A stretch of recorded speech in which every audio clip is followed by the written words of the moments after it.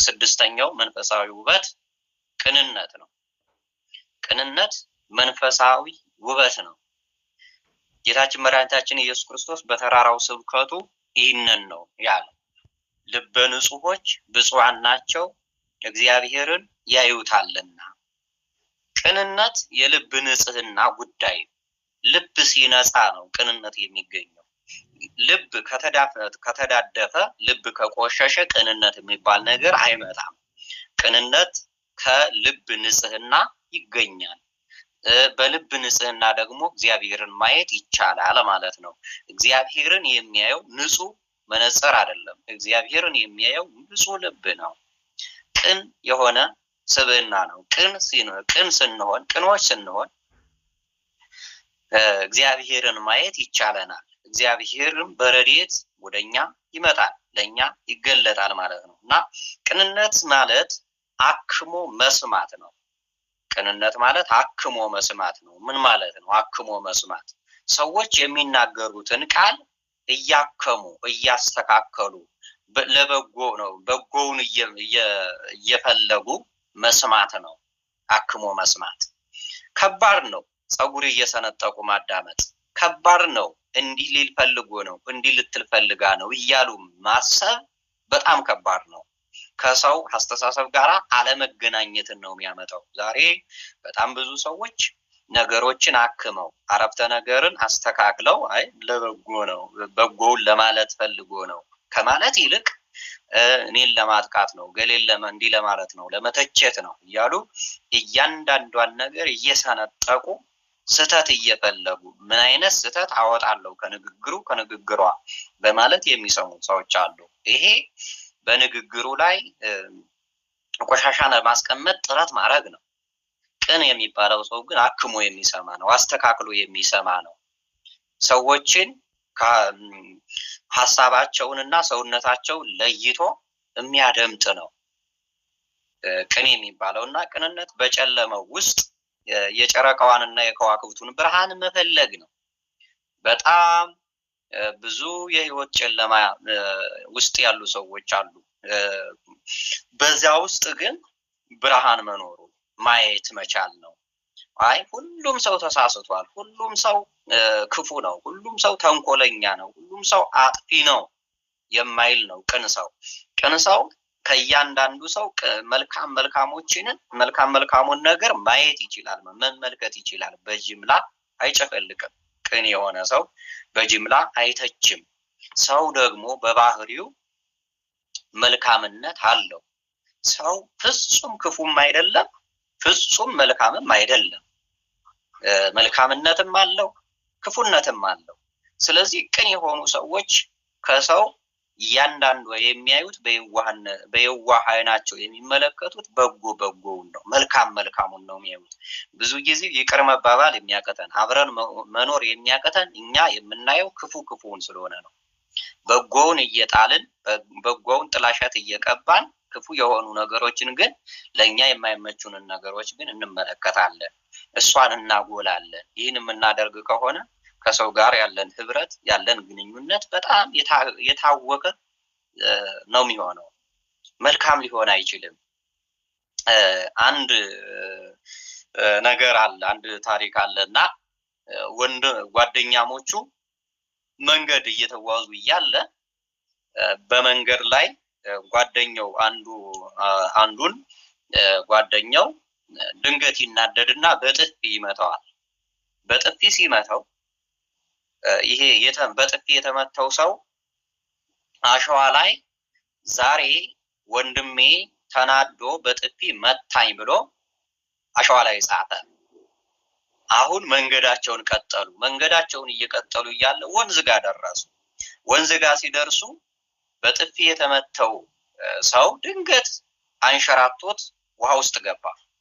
ያን ጊዜ ይሄኛው በጥፊ ተማች የነበረው ሰው ወይኔ ወንድሜ ብሎ ወደ ባህሩ ዘሎ በመግባት ወንድሙን ጓደኛውን ከባህሩ አወጣው። ከባህሩ ሲያወጣው ያ ከባህር የወጣው ሰው እንደገና ምን ብሎ ጻፈ? አለት ላይ ቀረጸ። ዛሬ ወደ ውሃ ስገባ ነፍሴን ሕይወቴን ወንድሜ ወይም ጓደኛዬ አተረፋት ብሎ አለት ላይ ቀረጸ ይላል። እና ይሄኛው በጥፊ ተማቹ ሰው ተገርሞ ጠየቀ። ቅድም በጥፊ ስመታህ አሸዋ ላይ ጻፍከው፣ አሁን ግን ከውሃ ሳወጣህ አለት ላይ ጻፍከው፣ ለምንድን ነው አለ። አይ የቅድሙ ጥላቻ ስለሆነ አይጠቅመኝም፣ እንድረሳው ነው የምፈልገው። አሸዋ ላይ ስለጻፍኩት ወዲያው በነፋስ ይበተናል፣ ነፋስ ይወስደዋል፣ ጽሑፉን ያጠፋዋል ወዲያው።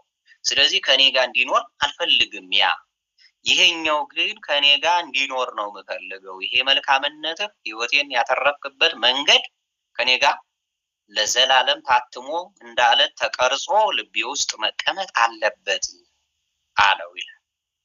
እንዲህ ነው ቅኖች የሚያደርጉት፣ ይህንን ነው ውስጣቸው ታትሞ እንዲቀር የሚፈልጉት የሰው ልጆች መልካም ጎናቸውን ነው እንጂ ክፋታቸውን አይደለም። ስለዚህ ቅኖች አክመው የሚሰሙ ናቸው የሚባለው ከዚህ የተነሳ ነው።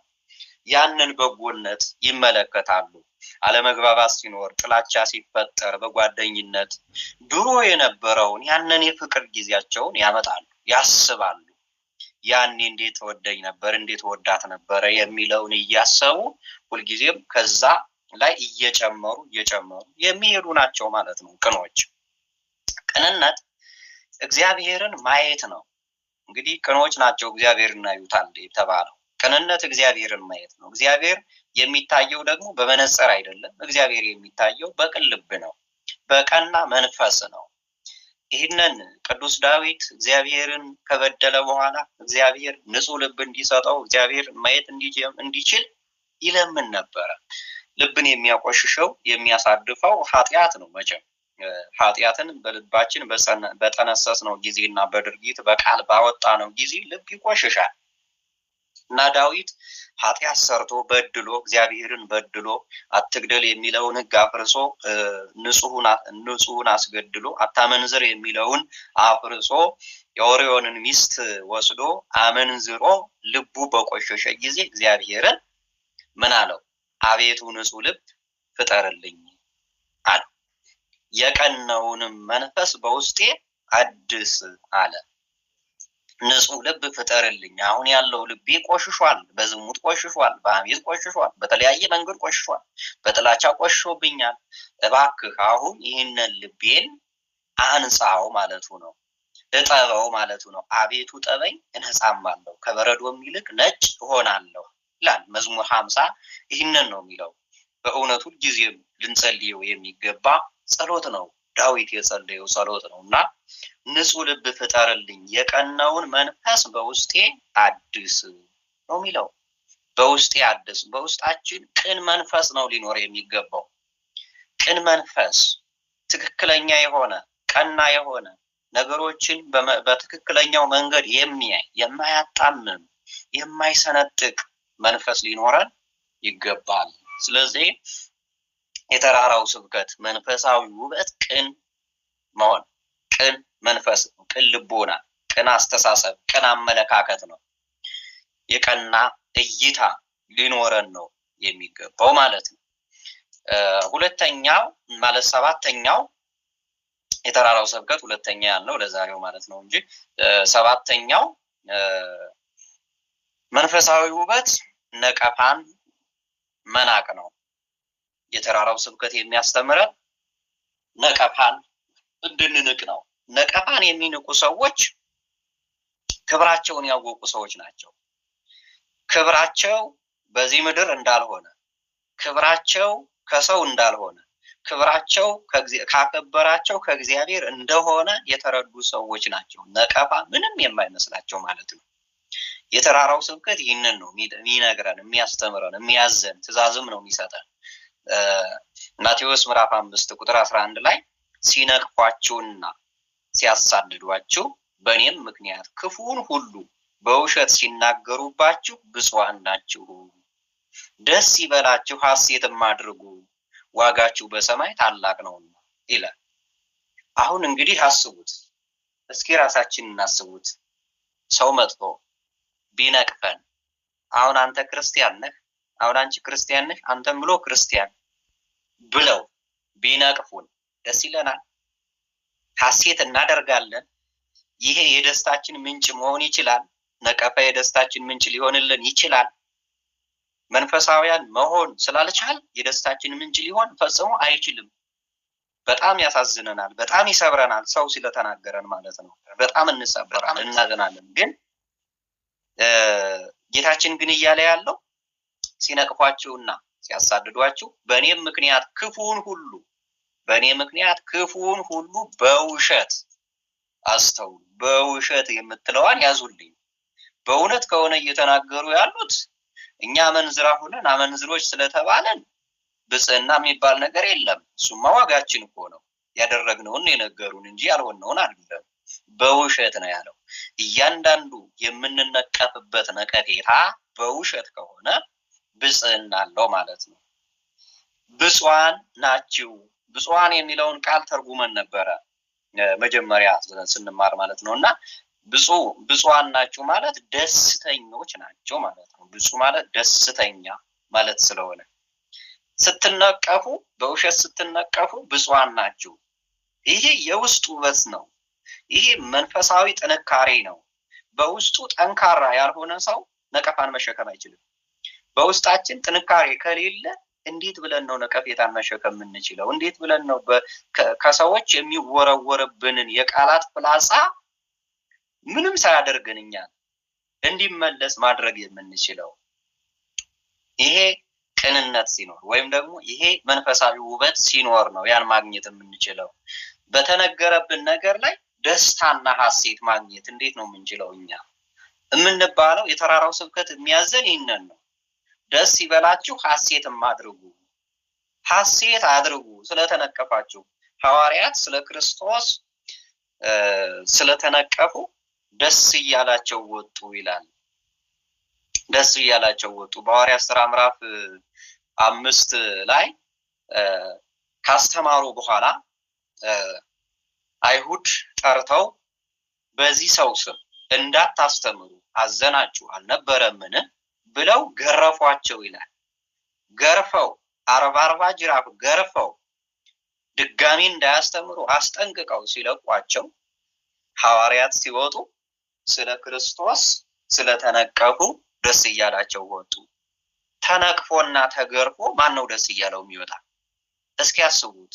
ይሄ መንፈሳዊነት የገባው ሰው ካልሆነ በቀር በልቡ የሚንቀለቀል የእግዚአብሔር ፍቅር መንፈሳዊ ፍቅር ከሌለ በቀር ሰው ተገርፎ ደስ እያለው ሊወጣ አይችልም። ሰው ተነቅፎ ደስ እያለው ሊሄድ አይችልም። ደስ እያላቸው ወጡ ነው የሚለውና ዋጋችሁ ደግሞ መንግስተ ሰማያት ነው ያለው። ዋጋችሁ በሰማይ ታላቅ ነው። ታላቅ ዋጋ የሚጠብቀን በጣም ታላቅ ዋጋ ነው። ሲነቅፉን፣ ሲተቹን፣ ሲያጣጥሉን፣ እኛንም በሌለንበት የሆነ ነገር ሲሉን፣ በሐሰት ብዙ ነገር ሲያደርጉብን እኛ ደስታ የሚሰማን ከሆነ እኛ እውነተኞች ስለሆን ነው ይሄ ነገር የመጣው ብለን እውነተኝነትን የበለጠ አጥብቀን የምንቀጥል ከሆነ ዋጋችን በሰማይ ታላቅ ይሆናል ማለት ነው። እና የሰዎችን ሐሜትና ነቀፋ፣ መሳደብና መናቅ፣ ትችትና አሽሙር መናቅ ያስፈልጋል። መናቅን መናቅ ያስፈልጋል። ትችትና አሽሙርን መናቅ ያስፈልጋል። ክፉ የሚናገሩብንን ማድነቅ፣ እንዲህ እኮ አለችኝ፣ እንዲህ እኮ ተናገረኝ እያሉ እሱን እያዳነቁ መንፈሳዊ ህይወትን የበለጠ ከማቀጨጭ ይልቅ ንቆ መተው ነው። ንቆ መተው ይገባናል። አባ አንጦንስን አንድ ሰው መጣና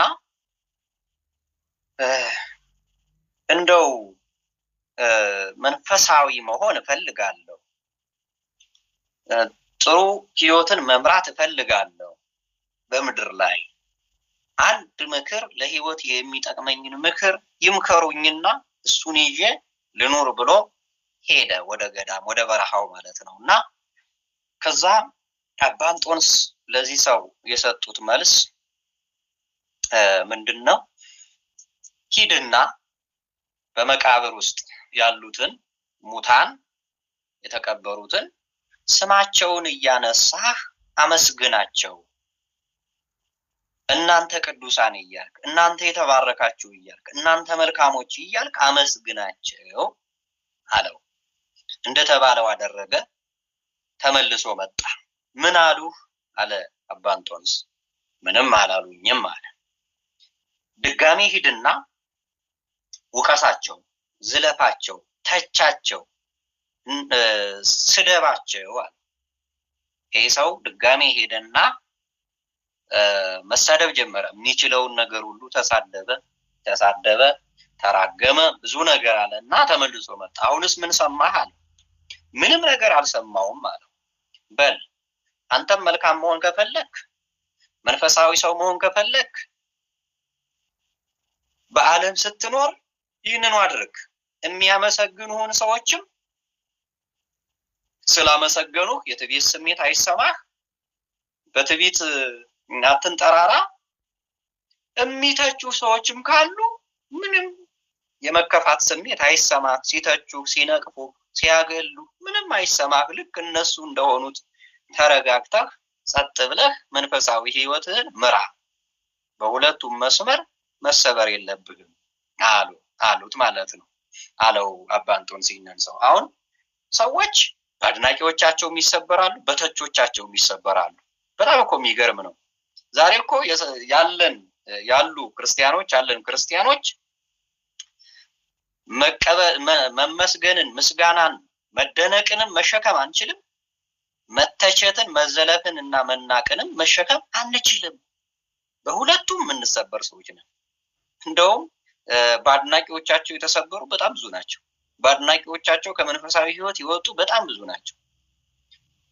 አድናቂዎቻቸው ያሉት ነገር እውነት ስለመሰላቸው የሚያደንቅ ሁሉ ዛሬ እንዳደነቀ ነገ ደግሞ ባለበት አይቀጥልም፣ ነገ ይተቻል። ክርስቶስን እንጀራ ከጠገቡና ከበሉ በኋላ ንገስልን ያሉት ሰዎች ገና ሳምንቱ ሳያልፍ በሳምንቱ ገና ማለት ነው ተገልብጠው ይሰቀል ያሉ ናቸው። አድናቂ እንደዚህ ነው። አሁን ልብሱን አንጥፎ ከሆነ እርገጡበት፣ ሂዱበት ብሎ ከሆነ በሆሳዕና እንዳደረጉት ማለት ነው፣ ዓርብ ላይ ደግሞ ይሰቀል ይላሉ። ስለዚህ በአድናቂዎቻቸው ህይወትን የሚመሩ የሚመስላቸው ሰዎች አድናቂ ተገልባጭ ይገለበጣል፣ ወደ እንደገና ይቀየራል። እና ስለዚህ እንደዚህ እንዳትሆን አንተ ጸጥ ብለህ መንፈሳዊ ህይወትን ምራ አሉት። ስለዚህ ምን ማለት ነው? መንፈሳዊ ውበት የሚባለው ነገር ነቀፌታን መናቅ። ሰዎች ነቀፉኝ ብሎ እንዴት እንደዚህ ነቀፋለው ብለው ማይከነከን፣ ማይረበሽ፣ ማይታወቅ ሰው ማለት ነው። በአንድ ወቅት አንድ አውደ ምሕረት ላይ ፕሮግራም መሪው ስለ መምህሩ ሲናገር ምን አለ? እኚህ መምህራችን እንዲህ ባሉ የስነ መለኮት ዩኒቨርሲቲዎች እንዲህ አይነት ዲግሪ ያገኙ፣ እንዲህ አይነት ጥናት የሰሩ፣ እንዲህ አይነት ነገር ያላቸው እያለ በጣም ብዙ ነገር ስለ አስተማሪው ማስታወቂያ ይሰራል።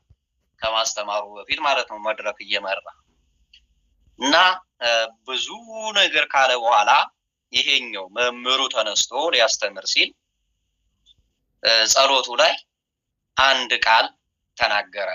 እግዚአብሔርን እንዲህ ሲል ለመነው። እግዚአብሔር ሆይ አለ፣ ይህ ሰው ስለኔ የሌለኝ እኔ ያልሆንኩትን ነገር ስለተናገረ ይቅር በለው። እስካሁን የዘረዘራቸው እኔ ያልሆንኳቸው ነገሮች ናቸው። ስለዚህ ይቅር በለው፣ ሐሰት ነው የተናገረው፣ ይቅር በለው አለ። ቀጠለና እሱ ይህንን ሲል እኔንም ውስጤን ደስ ይለኝ ስለነበረ እኔንም ይቅር በለኝ አለ መድረክ ላይ ማለት ነው። እና አንዳንድ ጊዜ በውዳሴ ከንቱ የሚጠፉ በጣም ብዙዎች አሉ፣ በነቀፌታም የሚጠፉ በጣም ብዙዎች አሉ። ስለዚህ ነቀፋንም ውዳሴንም ጥሎ እግዚአብሔርን ብቻ እየተመለከቱ የኔ ክብሬ እግዚአብሔር ነው፣ እግዚአብሔር ያከበረውን ማንም አያዋርደውም ብሎ መንፈሳዊ ህይወትን መምራት ነው ማለት ነው። እና የተራራው ስብከት ያሉት መንፈሳዊ ውበት ብለን ያነሳናቸው እነኚህ ሰባቱን ነው። ሌላው የተራራው ስብከት መርሆች አሉት። የተራራው ስብከት መርሆች አሉት። መንፈሳዊ ህይወት መንፈሳዊ መርህ አለው። መንፈሳዊ መርህ ከሌለን ህይወታችን በዘፈቀደ እየመራን ያለ ነው። መርህ ሊኖረን ይገባል። የተራራው ስብከት የመንፈሳዊ ህይወት መርህ ነው፣ መመሪያ ነው፣ አቅጣጫ ነው። በየት መሄድ እንዳለብን እንዴት መሄድ እንዳለብን የሚያሳይ ኮምፓስ ነው የተራራው ስብከት። ስለዚህ በህይወት ስንኖር በመንፈሳዊ ህይወት ስንኖር መርህ ሊኖረን ይገባል፣ ግብ ሊኖረን ይገባል። የምንሄድበትን አቅጣጫ አውቀነው መዳረሻውን ተረድተን መሆን አለበት። ስለዚህ አሁን ቀጥለን ይሄንን ነው የምናየው፣ መንፈሳዊ መርህን እንመለከታለን ማለት ነው። አንደኛ የማግኘት መርህ ማጣት ነው። በተራራው ስብከት አንፃር ነው የምንመለከተው። የማግኘት መርህ ማጣት ነው። በመንፈስ ድሆች የሆኑ ብፁዓን ናቸው፣ መንግስተ ሰማያት የእነርሱ ናትና ይላል የተራራው ስብከት ማለት ነው። ስለዚህ በዚህ ቃል መሰረት የማግኘት መርሁ መንግስተ ሰማያትን የማግኘት መርሁ ማጣት ነው ማለት ነው። የምናጣው የምንተወው ነገር አለ ማለት ነው። ብፁዕ የሚያደርገው አሁን በመንፈስ ድሆች የሆኑ ብፁዓን ናቸው መንግስተ ሰማያት የእነርሱ ናትና ብሏል። ብፁዕ የሚያደርገን በግድ የምናጣው አይደለም፣ በፈቃዳችን የምንተወው ነው እንጂ። በግድ የምናጣው ነገር ብፅዕና የሚባል ነገር የለውም። እሱን በግድ ነው ያጣነው። ነገር ግን በፈቃዳችን የምንተወው ነገር ለመንግስተ ሰማያት ብለን ለመንፈሳዊ ነገር ብለን ለመንፈሳዊ ህይወታችን ብለን የምንተወው ነገር ብፁዕ ያስብለናል። ብፁዕ የሚያስብለው እሱ ነው። ብፁዕ የስጋ ድህነት አይደለም። ብፁዕ የሚያደርገው የስጋ ድህነት አይደለም። አንዳንድ ሰዎች ድህነት ብፅዕናን የሚያመጣ ሊመስላቸው ይችል ይሆናል። የስጋ ድህነት ብፅዕናን አያመጣም፣ መንግስተ ሰማያትንም አያወርስም። የስጋ ድህነት የመንፈስ ድህነት ነው መንግስተ ሰማያትን የሚያወርሰው ብፁዕ የሚያስብለው የመንፈስ ድህነት እንጂ የስጋ ድህነት አይደለም። ስለዚህ መጠንቀቅ አለብን። ያለንን ነገር እንደሌለን መቁጠር ነው የመንፈስ ድህነት። ያለን ነገር አለ፣ ያለንን ነገር ግን የኛ እንዳልሆነ ከኛ የሆነ ነገር ምንም እንደሌለ ማሰብ ነው የመንፈስ ድህነት። ውበት ነው፣ ውበት የእግዚአብሔር ነው። ዝና ነው፣ ዝና የእግዚአብሔር ነው። ኃይል ነው፣ ኃይል የእግዚአብሔር ነው። ሁሉ ነገር የእግዚአብሔር ነው። በዚህ ዓለም ላይ ያለን እንደሌለን ስንቆጥር በሰማይ ያለው መንግስት የኛ ይሆናል። እኛ የሰው ልጆች በዚህ ምድር ላይ ያለው እንደሌለን ስንቆጥረው የእኛ እንዳልሆነ ስንቆጥረው በሰማይ ያለውን እግዚአብሔር ለኛ ያደርጋል። መጀመሪያ ጽድቁንና መንግስቱን ፈልጉ፣ ያለው ሌላው ሁሉ ይጨመርላችኋል ነው። እኛ ታርጌታችን ትኩረታችን ጽድቁና መንግስቱ ከሆነ ሌላው ተጨማሪ ነው። ስለዚህ በምድር ላይ ባለው በተጨማሪው ነገር ላይ ዳረጎት ሆኖ በሚሰጠው ነገር ላይ ትኩረት የምናደርግ ሰዎች መሆን የለብንም። ቅዱስ ጳውሎስ ይህንን ነው በአንደኛ ቆሮንቶስ ምዕራፍ 7 ቁጥር 31 ላይ የሚገዙ ምንም እንደሌላቸው በዚህ ዓለምም የሚጠቀሙ በሙሉ እንደማይጠቀሙበት ይሁኑ፣ የዚህ ዓለም መልክ አላፊ ነውና ይላል። ይህን የተረዱ ሰዎች ናቸው መንፈሳዊ መርሃቸው የማግኘት መርሁ ማጣት ነው የሚሉት። በዚህ ምድር ላይ ያላቸው ቁሳዊ ነገር ዝናም ሆነ ገንዘብም ሆነ በዚህ ምድር ላይ ያለ ማንኛውም ነገር የነሱ እንዳልሆነ አስበው በመንፈስ ራሳቸውን አዋርደው ራሳቸውን ዝቅ አድርገው ባላቸው ነገር ሳይታበዩ በገንዘባቸው፣ በእውቀታቸው፣ በውበታቸው ሳይመኩ ሁሉ የእግዚአብሔር ነው ብለው የሚኖሩ ሰዎች እነሱ የመንፈስ ደሃ ይባላሉ ማለት ነው። በመንፈስ ድሃ መሆን ይህንን የሚያመለክት ነው። አንዳንድ ሰው በገንዘብ ድሃ ሆኖ በመንፈስ ትዕቢተኛ ሊሆን ይችላል። በመንፈሱ የሚታበይ እግዚአብሔርን የማይፈራ የደነደነ ልብ ያለው ሰው ሊኖር ይችላል። ባለጸጋ ሆኖ ደግሞ በመንፈሱ ትዕቢተኛም ያለ ሊኖር ይችላል። ትሁትም የሆነ ሊሆን ይችላል ሊኖር ይችላል። ስለዚህ ትልቁ ነገር እዚህ ጋር እየተነገረ ያለው የመንፈስ ድህነት ነው እንጂ የስጋ ድህነት አይደለም። የመንፈስ ድህነት ደግሞ ትህትና ነው። ትሁት ሆኖ እግዚአብሔርን ተመልክቶ ራስን በሚገባ አውቆ ማለት ነው። እኔ አፈር ነኝ ብሎ ራስን ማንነትን ማወቅ ነው። እኛ ጭቃ ነን አንተም ሰሪያችን ነው ይላል ነቢዩ ኢሳይያስ። እኛ ጭቃ ነን አንተም ሰሪያችን ነው። ጭቃ እንደሆነ የሚያስብ ሰው የሰራው ሕይወትን የሰጠው እስትንፋስን የሰጠው የሚያኖረው ህልውናን የሰጠው እግዚአብሔር መሆኑን የሚያስብ ሰው በምንም ነገር ላይ ሊታበይና ሊመካ አይችልም ማለት ነው። እና ስለዚህ የመውረስ መርህ ድህነት ነው። በመንፈስ ድሃ ስንሆን መንግስተ ሰማያትን መውረስ እንችላለን።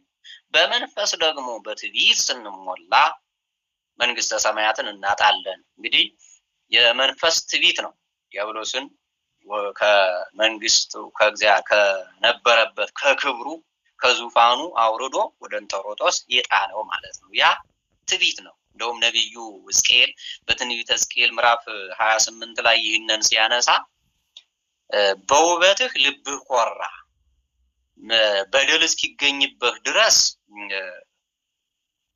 ነበርክ፣ ደህና ነበርክ በደል እስኪገኝብህ ድረስ። አሁን ግን እንደ ርኩስ ነገር ቆጠርኩ፣ ከእሳት ድንጋዮች መካከል አጠፋሁ ይለዋል። የእሳት ድንጋዮች የተባሉት መላእክት ናቸው፣ እሳታውያን መላእክት ናቸው። ከነሱ መካከል አጠፋሁ፣ እንደ ርኩስ ነገር ቆጠርኩ ነው የሚለው። አሁን ዲያብሎስን እንደ ቅዱስ ማን ይቆጥረዋል? አሁን ዲያብሎስ በመላእክት መካከል እንዴት ሊገኝ ይችላል? ከነሱ መካከል ጠፍቷል ማለት ነው። ያንን ያመጣው ትዕቢት ነው ማለት ነው። ስለዚህ ትዕቢት የመንፈስ ትህትና እንዳይኖረን የሚያደርግ ነገር ነው እና የመውረስ መርህ ድህነት ነው የሚለው የመንፈስ ድህነትን ነው። ሁለተኛ የደስታ መርህ ሐዘን ነው። በዚህ ምድር ላይ ደስታን ለማግኘት ብዙ ዋጋ የሚከፍሉ ሰዎች አሉ አይደለ? የሚወጡ የሚወርዱ ሰዎች አሉ። የደስታ መርህ ለዓለማውያን ሳቅ ነው። በሳቅ ነው ደስታን የሚፈልጉት። ነገር ግን ደስታ በሳቅ አይገኝም። የደስታ መርህ ሳቅ ሳይሆን ሐዘን ነው።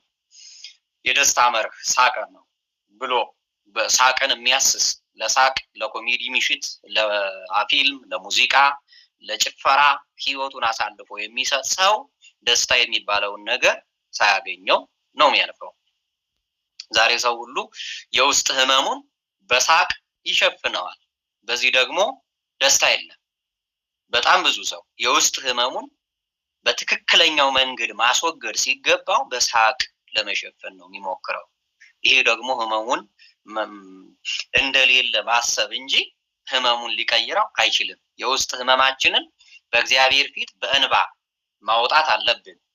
በውስጥ የሚያውከን በልባችን የተቀመጠ የሚያሳዝነን ህመም ካለ ወደ እግዚአብሔር ቤት መጥተን በእግዚአብሔር ፊት በእንባ ነው የምናስወጣው። እንደ ሳሙኤል ሐና ማለት ነው። ሳሙኤል ሐና የውስጥ ህመሟን በእግዚአብሔር ፊት በእንባ ካወጣች በኋላ ከዚያ በኋላ ደስተኛ ሆነ ሄደች ነው የሚለው። በአንደኛ ሳሙኤል ምዕራፍ 1 ቁጥር 10 ላይ ይህንን ስንመለከት በእግዚአብሔር ፊት ጸለየች፣ ጽኑ ልቅሶንም አለቀሰች ይላል። በእግዚአብሔር ፊት ጸለየች፣ ጽኑ ልቅሶንም አለቀሰች። ከዛ ቀጥሎ ምን ይላል? ይህንን ካደረገች በኋላ ቀጥሎ ሴቲቱም ይላል ቁጥር 18 ላይ ሴቲቱም ወደ መንገዷን ሄደች፣ በላች